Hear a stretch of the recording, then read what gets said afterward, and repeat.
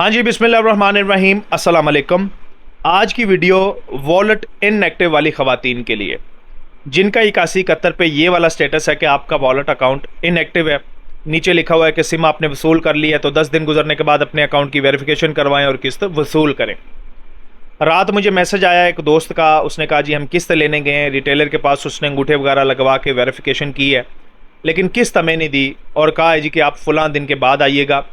तो अब इस बारे में हमें बताएं। तो मैंने सोचा चलें दूसरे जितने भी मेरे देखने वाले हैं उन तक भी ये पैगाम पहुंच जाए, इस मालूमात को मैं पहुंचा दूं। हालांकि मैं स्टेटस जितने भी हैं wallet active, inactive, SIM not issue, ये सब पे वीडियोस बना चुका हूं, लेकिन फिर भी अभी जो मसले सामने आ रहे हैं उसको सामने रखते हुए मैं वीडियो आपके सामने रखने जा रहा हूँ। दूसरे नंबर पर खुशखबरी है जी बेघर अफराद के लिए या जो किराएदार हैं उन अफराद के लिए।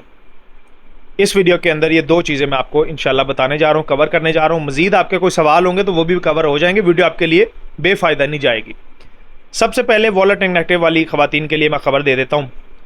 देखें वॉलेट इनएक्टिव वाली जो ख़वातीन है ना, उनको मैं बहुत वाज़ह तरीके से समझाना चाहता हूँ असल मसला कहाँ पर है और अब आपने करना क्या है। देखें, जब आपने अपनी सिम वसूल की, अगर तो सिम आपने वसूल की 31 मार्च से पहले तो आपका स्टेटस एक्टिव वाला शो होना है। अगर आपने 31 मार्च के बाद सिम वसूल किया तो आपका स्टेटस इनएक्टिव शो होना है। अब ये जो स्टेटस इनएक्टिव शो हो रहा है ना वॉलेट का, ये बेनज़ीर इनकम सपोर्ट प्रोग्राम की तरफ से है। उन्होंने अपना वॉलेट मतलब अपनी तरफ से वॉलेट जो है वो एक्टिवेशन अभी मुकम्मल नहीं की, इसी के लिए वो कहते हैं कि 10 दिन आप इंतज़ार करें। 10 दिन से ज़्यादा टाइम भी हो सकता है, इसका सिर्फ एक हल है कि आपने इंतज़ार करना है। अव्वल बात ये। दूसरी बात ये कि जब तक आपका स्टेटस 8171 पे वॉलेट इनएक्टिव से वॉलेट एक्टिव शो ना हो जाए, आप अपनी अकाउंट की बायोमेट्रिक करवाने ना जाएं, वेरिफिकेशन करवाने ना जाएं, पैसे लेने ना जाएं। सिंपल सी बात है। यहाँ तक आपको बात समझ आ गई? अगर आपने ऐसा करना है तो गुड है, नहीं तो ज़ाहिर सी बात है किस्त का इंतज़ार होता है, किस्त आई पड़ी है, अब मिल नहीं रही, मसला सामने आ गया तो ज़ाहिर सी बात है पता तो चलना चाहिए ना कि कैसे दूर करें या इसका कोई दूसरा हल भी है, बता देता हूँ। देखें, दो तरह आपका अकाउंट एक्टिव होता है। पहले नंबर पे तो मैंने आपको बताया था कि जब आप सिम लेते हैं, आपका डाटा लिंक होता है, तो अकाउंट आपका कौन खोल के देते हैं? बेनज़ीर इनकम सपोर्ट प्रोग्राम वाले। एक तो ये चीज़ होगी। दूसरे नंबर पर बैंक वाले जो आपका वॉलेट अकाउंट, जब आपका बेनज़ीर दफ्तर की जानिब से बैंक अकाउंट खोला गया, फिर वो बैंक का अकाउंट जो खोला गया है, जिस कंपनी का, जिस बैंक का अकाउंट खोला गया है, उसने भी तो अपनी रिक्वायरमेंट पूरी करनी है ना, उसने भी सारा कुछ चेक करना है, फिर अंगूठा लगवाना है, वेरिफिकेशन करनी है। वो होता है दूसरा एक्टिवेशन। अब मिसाल के तौर पर जिन ख़वातीन का वॉलेट इनएक्टिव शो हो रहा है, 10 दिन उनको कहा गया है कि वेट करें। जब 10 दिन के अंदर अंदर उनका अकाउंट एक्टिव हो जाएगा तो उनका स्टेटस 8171 पे तब्दील होकर शो हो जाएगा जी वॉलेट एक्टिव। ठीक है, जब एक्टिव हो गया तो पीछे से ओके है।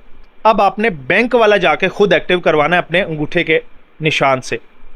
ठीक है, इसलिए मैं कह रहा हूं कि जब तक आपका अकाउंट वॉलेट एक्टिव वाला शो ना हो स्टेटस, तब तक वेट कर लें। नहीं करना तो करना क्या है वो तरीका बता देता हूं।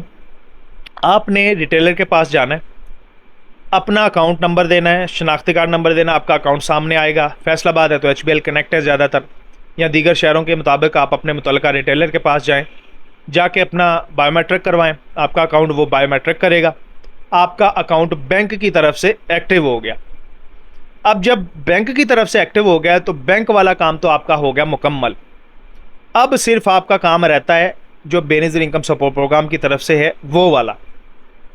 उसके लिए आपको ज़ाहिर सी बात है थोड़ा सा वेट करना पड़ेगा, क्योंकि जब तक वो एक्टिव करेंगे अकाउंट, तब आपके अकाउंट में जो है वो पैसे भी वो सेंड कर देंगे और बैंक फिर आपको मैसेज कर देगा जी कि आपके वॉलेट अकाउंट में 14,500 रुपये की रकम ट्रांसफ़र हो गई है, ये हो गया है, वो हो गया है, जो भी आपके पैसे बनते होंगे। तब जाइएगा, सिंपल अपनी किस्त आप वसूल कर लीजिएगा, अपने अकाउंट से निकलवा लीजिएगा। इतना सा मेथड है। अलबत्ता एक ही चीज़ है कि अभी तक फ़िलहाल आपको इंतज़ार ही करना चाहिए, कम अज़ कम 10 दिन तो आपको गुजारने चाहिए। इसलिए रिटेलर को ये कहने की ज़रूरत नहीं है कि मेरा एक्टिव कर दें यार, पैसे ले लेना, मेरी किस्तें निकाल दो, कोई जुगाड़ होगा, कोई काम होगा, कोई कैसे वैसे, उसके इख्तियार में नहीं है। यही काम ही बैंक का है।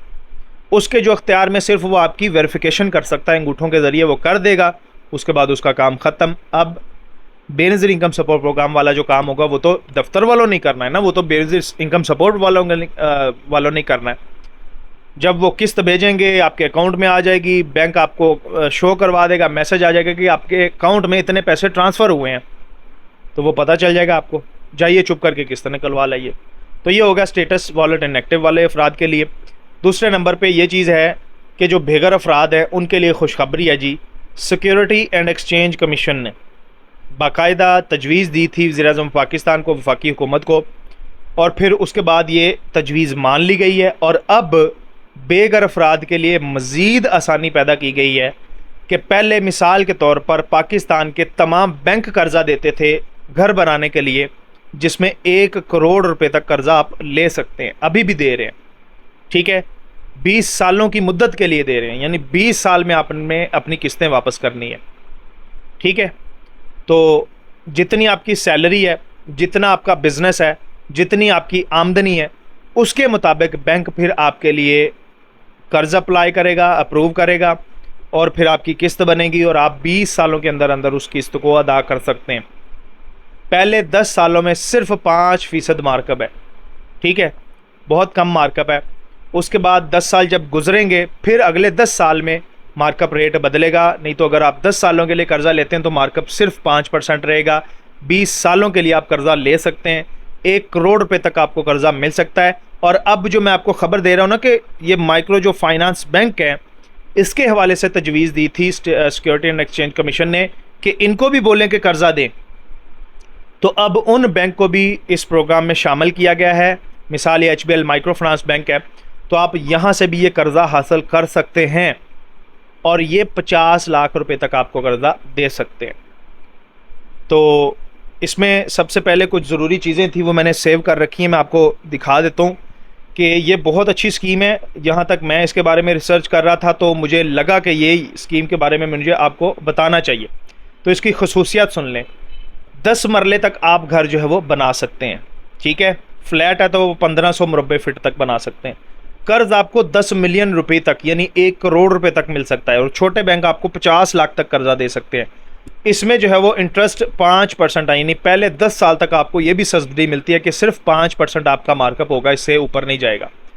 20 साल तक की मुद्दत के लिए कर्ज मिलेगा। 90% बैंक देगा, 10% सिर्फ आपको देना होगा खुद से। यानी अगर आप 1 करोड़ रुपया कर्जा लेते हैं तो 10 लाख रुपया आपने रखना है, खुद जमा करवाना है, ठीक है, और 90 लाख रुपया बैंक देगा। उसके बाद कोई प्रोसेसिंग फ़ीस नहीं है, किसी किस्म की हिडन चार्जेस नहीं होंगे, और ना ही कबल अज़ वक्त अदायगी पर जुर्माना होगा, यानी ठीक है, ये भी चीज़ है। उसके बाद फाइनेंसिंग के ऑप्शन क्या है जी, घर या फ्लैट की आप ख़रीदारी कर सकते हैं, अपने प्लाट पे घर की तामीर कर सकते हैं, और प्लाट भी ख़रीद सकते हैं, फिर उस पर घर भी बना सकते हैं, या बना बनाया घर भी आप ले सकते हैं। इन चीज़ों के लिए आप कर्जा ले सकते हैं। और इस स्कीम में अप्लाई करने के लिए पाकिस्तान के तमाम बैंक अब शामिल हैं, ठीक है, तमाम बैंक, छोटे बड़े तमाम बैंक, ये खुशखबरी है।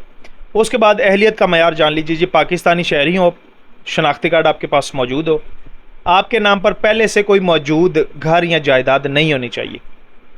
प्लाट है तो उसकी तामीर करी कर्जा ले सकते हैं, लेकिन घर बना बनाया आपके नाम पे मौजूद नहीं होना चाहिए पहले, फिर आप कर्जे के लिए दरख्वास्त दे सकते हैं। उसके बाद कम अज़ कम आपकी आमदनी 37,000 रुपये से कम ना हो, ठीक है। उसके बाद मुलाजम हैं या ख़ुद रोज़गार अफराद हैं तो इसमें अहल हैं आप। उम्र की हद जो है वो 60 साल तक है, 65 साल तक है। मेरे ख्याल से उम्र की हद में आपको फिर भी वेरीफाई थोड़ी सी करके बता दूंगा जब मैं इस पर वीडियो बनाऊंगा कि कैसे इस प्रोग्राम में हम अप्लाई कर सकते हैं, दरख्वास्त कैसे देनी है। अगर आप मुझसे अप्लाई करवाना चाहते हैं तो मेरा टिकटॉक अकाउंट है डिस्क्रिप्शन में, उस पर जाएँ और मुझे इनबॉक्स कर दें, मैं इंशाल्लाह आपके लिए अप्लाई कर दूँगा। अच्छा, उसके बाद ज़रूरी दस्तावेज़ात जो चाहिए होती हैं, डॉक्यूमेंट, CNIC होता है, आमदनी का सबूत जिसमें आपकी तनख्वाह की स्लिप हो सकती है, कारोबार है तो उसका रिकॉर्ड होता है, 6 महीने की स्टेटमेंट वगैरह।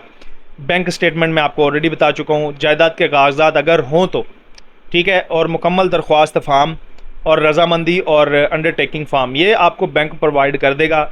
ऑनलाइन भी आप अप्लाई कर सकते हैं किसी भी बैंक की वेबसाइट से जाके, और बैंक में जाके भी आप अप्लाई कर सकते हैं। तो जितने भी किराएदार और बेघर अफराद हैं वो इस स्कीम में ज़रूर अप्लाई करें, और कर्ज़ा लेके अगर उनके पास कोई हिस्से के पैसे मिलने हैं या वैसे पैसे उनको आने हैं तो वो उसमें शामिल करके जितनी भी उनकी जो है वो बनती है कैपेसिटी, उसके मुताबिक मकान बाय कर लें। क्योंकि जैसे जैसे वक्त गुजरता जाएगा ये चीज़ हमसे दूर ही होती जाएगी।